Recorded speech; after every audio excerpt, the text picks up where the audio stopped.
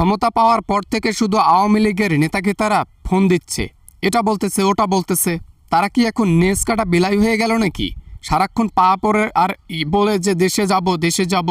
কি করব স্যার, দেশে না গিয়ে কি আর উপায় আছে? সৌদিতে আর কতদিন থাকবো? আমি সৌদিতে থাকতে থাকতে বিরক্ত হয়ে যাচ্ছি। পালিয়ে পালিয়ে বেড়াতে হয়। এখানেও তো বাংলাদেশে মানুষের অভাব নেই। মানুষ হয়ে এমন কর্ম কেন করো যে মানুষকে দেখে পালাতে হয়?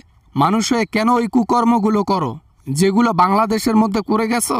বাংলাদেশের মানুষ কখনো মাফ করবে না। জানি বাংলাদেশের মানুষ কোনোদিনও মাফ করবে না, কিন্তু সরকার চাইলে আমাদেরকে ফেরাতে পারে। দয়া করো আমাদের উপর, আমাদেরকে প্রাণ ভিক্ষা দাও। দয়া করো আমাদেরকে দেশে ঢুকতে দাও প্লিজ। লজ্জা করে না? শরম করে না এই কথাগুলো বলতেছেন আপনি? ওবায়দুল কাদের, আপনি যা বলতেছেন ভেবে বলতেছেন? হ্যাঁ, আপনি দেশে ঢুকলে আপনাকে জনগণ আস্ত রাখবে না। তাছাড়া কি করব? সৌদির মাটিতে থাকতে থাকতে জীবন শেষ, পালিয়ে বেড়াতে হচ্ছে। বাংলাদেশের চাইতে কম কিছু নাকি?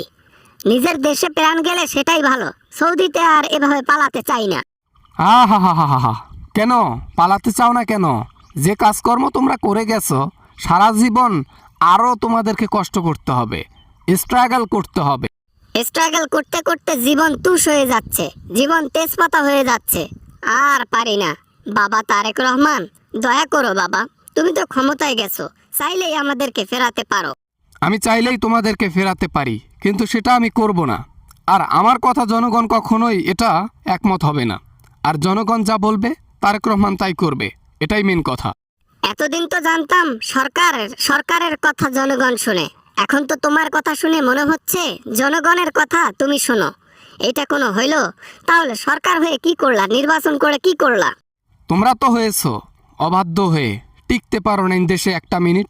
সবাই ভেগে গেছো, পালাই গেছো, জায়গা খুঁজে পাও নাই। ইঁদুরও গর্ত খুঁজে পায় খুঁজে, কিন্তু তোমরা সে গর্ত খুঁজে পাওনি। বাবা না, মানে শরমের কথা আর বলিয়েন না। যে কথা বলতে ফোন করছি, আমাদেরকে হয় দেশে নাও, নয়তো আমাদের সবকিছু খারিজ করে দিয়ে রাজনীতিতে ফিরতে দাও। কি করো করো, আমরা দেশে যাইতে চাই ব্যাস। আরে বাবারে কাউয়া কাদের, তোমাকে আমি দেশে ফিরতে কি না করেছি? তুমি তোমার দেশে ফিরবা না তে কোথায় ফিরবা? তো চলে আসো, হযরত শাহজালাল বিমানবন্দরের লোকজন অপেক্ষা করতেছে। হ্যাঁ, ওখানে মিছিল দিয়ে ডেকে নিয়ে গিয়ে জনগণের হাতে তুলে দেবেন। আর জনগণ কোথায় পাঠাবে জানেন? ডিরেক্ট ৭ আসমানের মধ্যে।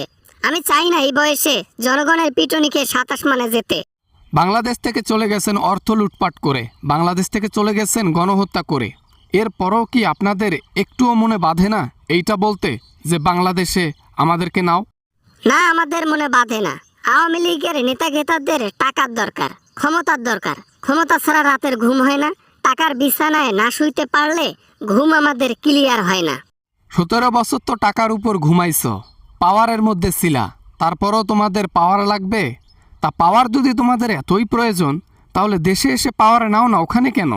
ভেবেছিলাম বিএনপি ক্ষমতায় গেলে গলায় গলায় মিল হবে, আওয়ামী লীগ আর বিএনপি আমাদেরকে দেশে ফেরাবে। কিন্তু না, এখন বিএনপি হয়েছে কিং কোবরা আর আমরা হয়েছি ঢোরা সাপ। একটা সময় তোমরা কিং কোবরা ছিলা, আমরা ছিলাম ঢোরা সাপ। আর এখন আমাদের সময়। সময় কখনো থেমে থাকে না। আর যে খারাপ কাজ করবে তার সাথে খারাপই হবে, এটাই স্বাভাবিক জিনিস। হয়েছে, এতক্ষণ আমার প্যাক প্যাক করাই হলো। তোমাকে আর কনভিন্স করতে পারলাম না। ভেবেছিলাম তোমাকে পটকিয়ে দেশে গিয়ে সেটেল হব, কিন্তু সে সৌভাগ্য আর এই ওবায়দুল কাদের ওরফে কাউ আর হলো না।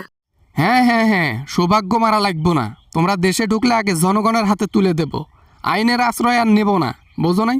জনগণ আপনাদের বিচার করবে, আমরা না। Good bye.